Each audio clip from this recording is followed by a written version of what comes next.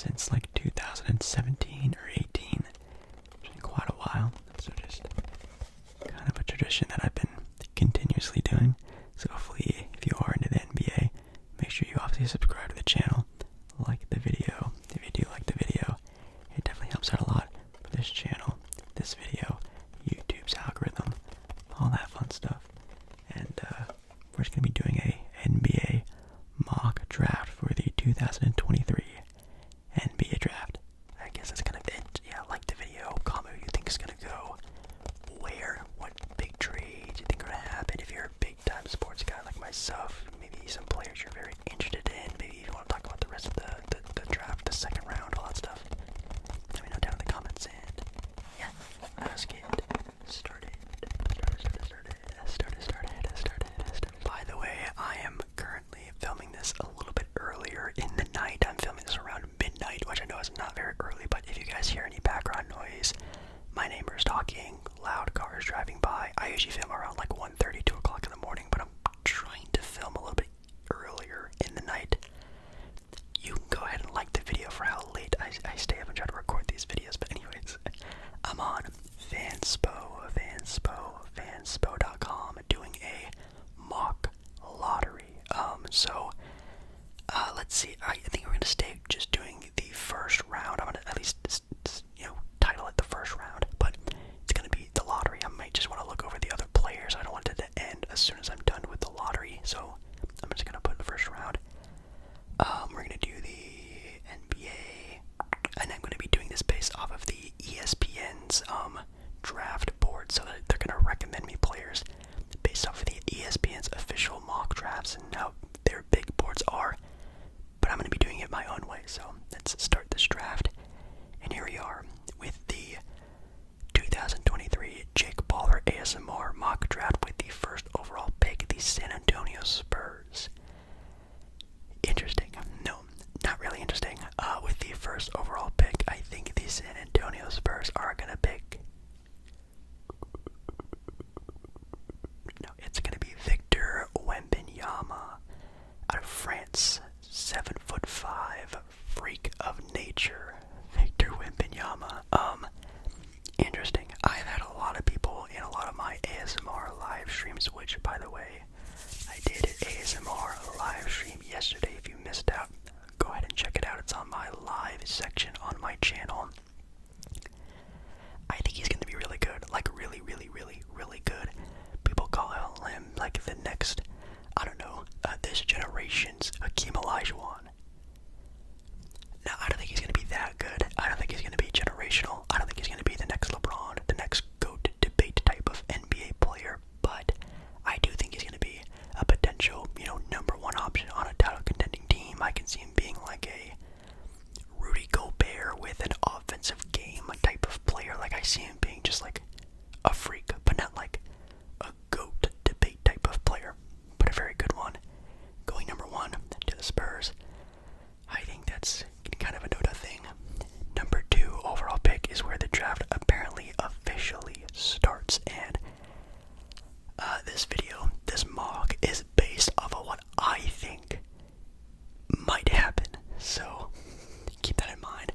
I don't think one player is better than another just because I drafted them a certain way or position, but based off of reports, the Charlotte Hornets will only trade out of the number 2 overall pick if Brandon Ingram is available from the New Orleans Pelicans. Now, what's really interesting about that is, of course, the Pelicans have made it official that Zion Williamson is actually available, but they would rather have Ingram, and that could be due to a lot of different things. Of course, Zion is in some headlines recently, but a team like Charlotte shouldn't care about that, right? Look at their team, look at their roster, who cares? I think Charlotte just has their eyes set on a small forward. I'm just drafting who I think they're going to be drafting, but with their mindset and what I've seen from reports, it looks like they have their eyes set on getting a small forward. I think they're going to take Brandon Miller. Now, of course, I think Scoot Henderson is a better prospect. I think he's going to be a better player. I think, of course, Brandon Miller could be there. He's like a using that term very loosely, but 6'8", 6'9" forward who can shoot the lights out of the ball, a lot of upside on the defensive end, and definitely has shown sparks of having kind of an athletic sort of build to him. Now sometimes he looks kind of slow and lanky, but sometimes he looks like he can explode and be, again, like a Paul George 6'8" type of freak defensive offensive guy like he was in Indiana. That'd be pretty crazy to have on a team, and at least from what it looks like, if they want Ingram, it looks like they have their eyes set on a small forward and not really the best player available when it comes to Zion. So they're getting their small forward with Brandon Miller. Then with the number 3 overall pick, the Portland Trailblazers are up next, which of course I have been non-stop been asked what I think is going to happen with this pick. Now, I am not nervous. I'm definitely on edge with whatever is going to be happening with Portland. I am in the team of trading the pick. If you don't know, if you're not in the Portland sort of, fan area, there's kind of two camps. Keep the pick, trade the pick. There's, keep the pick, keep Dame, trade the pick. Trade the pick, keep Dame, or keep the pick, trade Dame, and I'm definitely on this side of it all. And of course, there's a bunch of big names thrown around, like again, Zion has a name been thrown around, Brandon Ingram, of course, Jaylen Brown, Pascal Siakam, Bridges, players like DeMar DeRozan, OG Anunoby, and apparently Kristaps Porzingis and DeAndre Ayton. So everyone's been named connected to this pick. But hypothetically, whatever happens here, Scoot Henderson is going 3. No matter where anyone's going anywhere, I think Scoot, the 6'2" frame, yes, he is still kind of a question mark in my opinion. A lot of people are calling him maybe potentially the best player of this draft.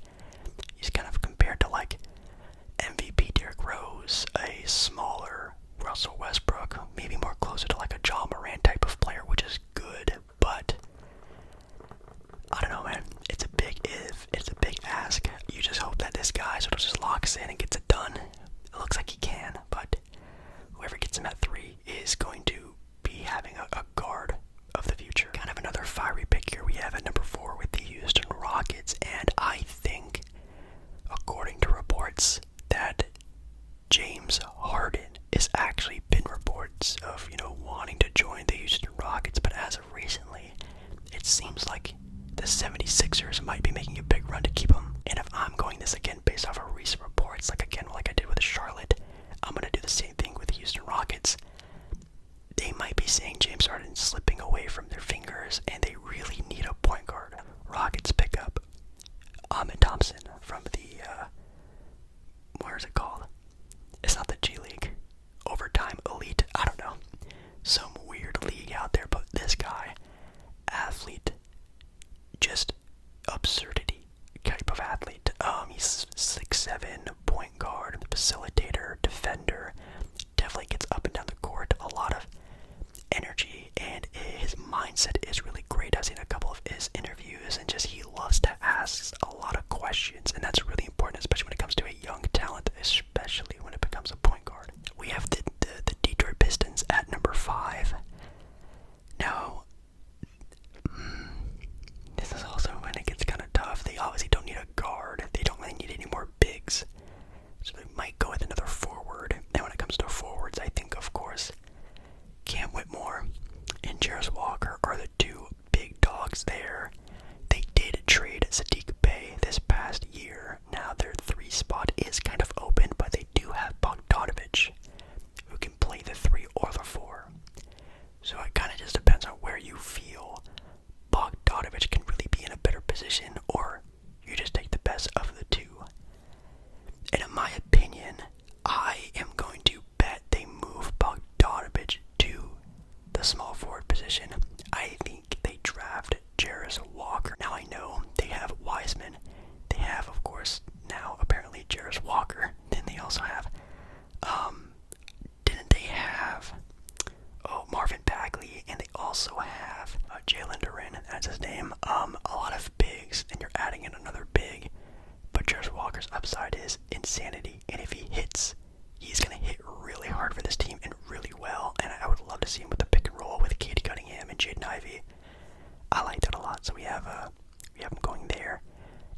number 6, also a team that has a very deep team, a deep young team, I should say, like the Detroit Pistons. We have the Orlando Magic. I think they probably just take the best player available because they are so stacked in every position, small forward, power forward. I guess if there was like a big time center here, they could try to reach for them because Wendell Carter Jr. really isn't that it, but they don't really, there's not really another really great center in this draft class. So I say they just take highest upside player, and in my opinion, that's Asar Thompson. A lot like his brother, a little bit more of an off-guard type of player. He can, at least he's potential to shoot the ball, will be a lot better. Definitely a really good defender as well. 6'7", can play the 1, 2, or the 3. You have him, you have Franz Wagner, you have Paolo Banchero. You have all those other guards like Suggs and Cole. They're definitely going to need to do some trading here in the relative near future, but until then, they have a lot of upside on that team. At number 7, we have the Indiana Pacers. I think they're going to look for more of a fit type of player here because that team still does have a lot of upside with Tyrese and Ben Mathurin. Kind of everyone has this player getting drafted here. I have them taking Taylor Hendricks from UCF. 6'9", kind of 6'10", new-aged, stretch 4.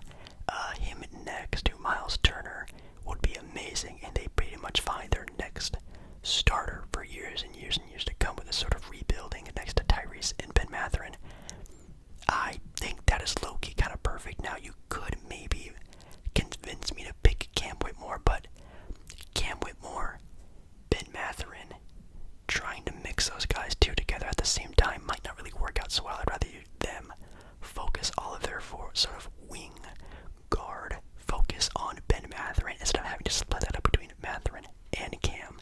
You just throw in Taylor Hendricks, and you basically find your next defensive-minded 4, and that's pretty perfect to me. Okay, we are now on to the Washington Wizards, who, if you didn't know, just traded away their best player in Bradley Beal for a bunch of nothing. So they are definitely looking to just find a restart, a rebuild, everything to their franchise. And I think a player they really should do that is with a player that has some good heart and mindset, a player that you can really trust. And in my opinion, that's going to be Anthony Black from Arkansas. Arkansas players known for being hard-nosed, gritty, hard-working type of players. Definitely another great guard who has a good head on his shoulders, a facilitator, a selfless player. I think that's a good way to sort of start this sort of like new age of the Washington Wizards, and him next to Denny, I think works out pretty well. They just need to add a little bit more when it comes to scoring output, but I think they can somehow get it done over the next handful of years. But I think Anthony Black has that new guard for that team will be pretty important. So yeah, Anthony Black at 8. Number 9, you have the Utah Jazz, and this is where Cam Whitmore finally gets taken. Yes, I have Cam Whitmore kind of falling in this year's draft. I think some people have also been sort of mocking this because, you know, Cam Whitmore is a fiery guard. He plays with a lot of athleticism and agility, huge time dunker, and a lot of energy. But shooting, not really there. Defensively, a lot of potential, but still not really there. A lot of ups and downs, very inconsistent. But if he hits, he will hit very, very, very, very well. At number 10, we have the Dallas Mavericks, who kind of need everything, especially when it comes to them trading away everything. Well, a lot to get to Kyrie Irving. Oh man, you have a handful of players here that would do kind of well. But I think from what I remember seeing in reports, Christian Wood will not return to that team. Dwight Powell is kind of meh. Does that team still have Davis Bertans? I don't really remember. But that team is just, it needs defense and defensive bigs, and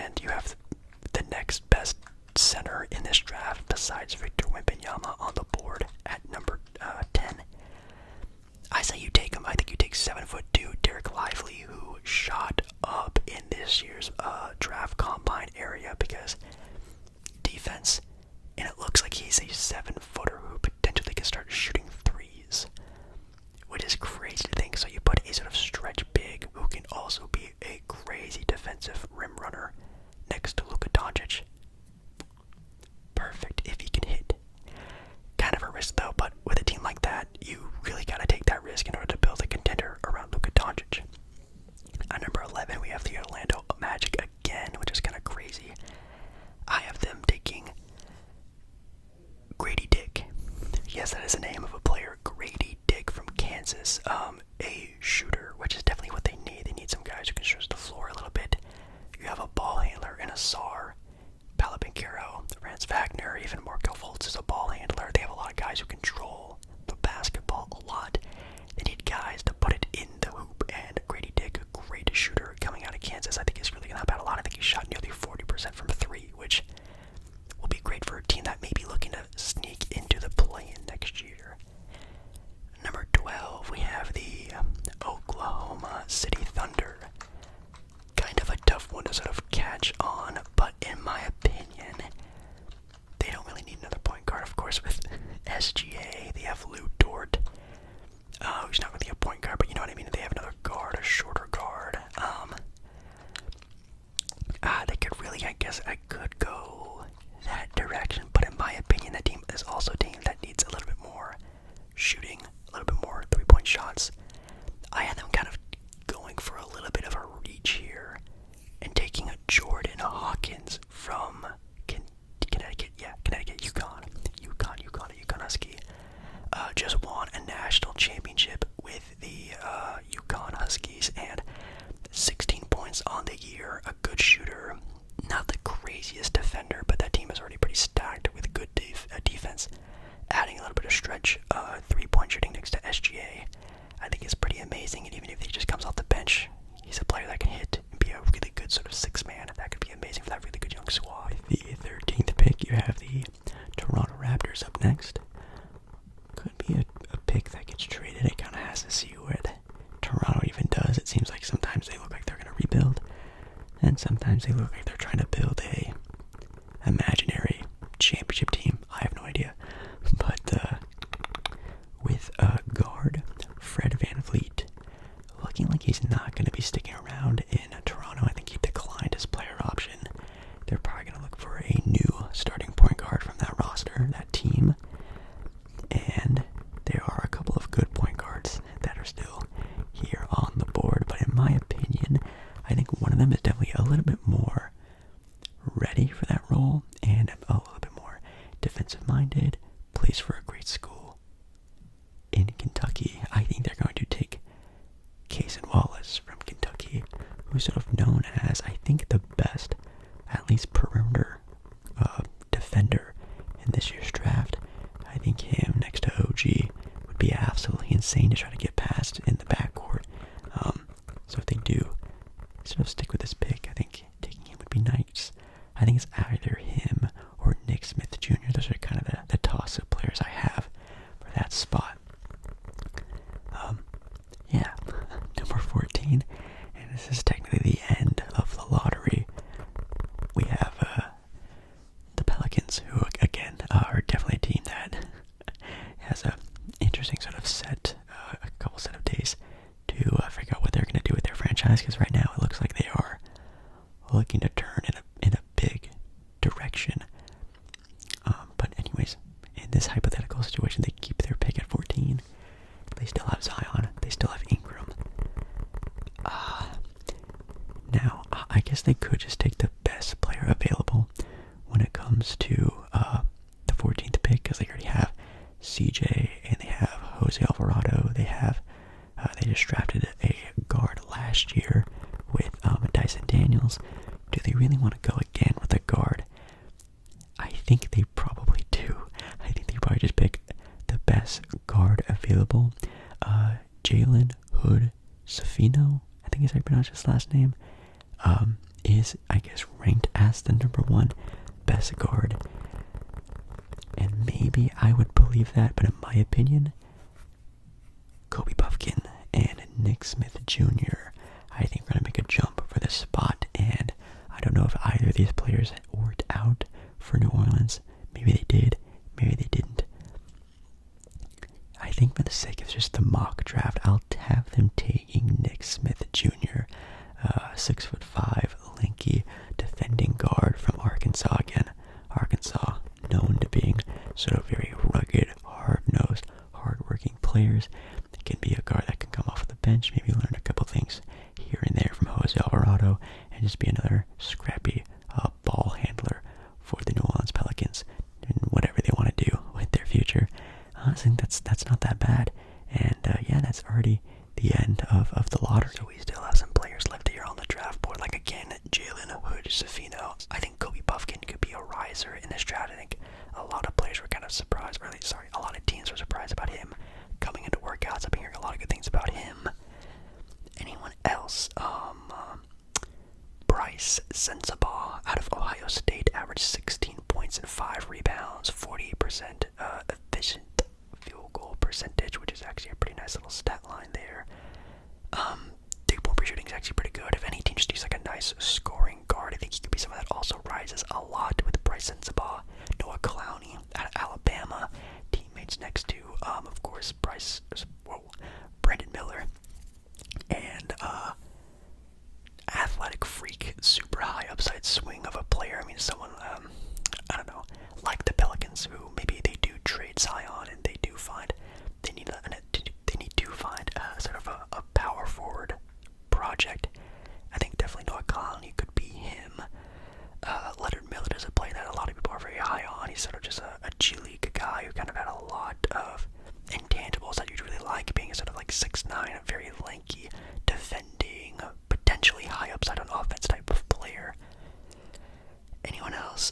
Derek Whitehead out of Duke, who could definitely be maybe the, I don't know, the diamond in the rough of this draft, where he maybe gets drafted 20 to 25, but turns out to be like, I don't know, the 3rd, 4th, 5th best player in the draft overall, because he has had a lot of injuries, but comes back from them, bounces super high from them, and ends up turning into that new 5-star recruit that used to be back in high school. Spurs, number 1, Victor. Number 2, Brandon Miller.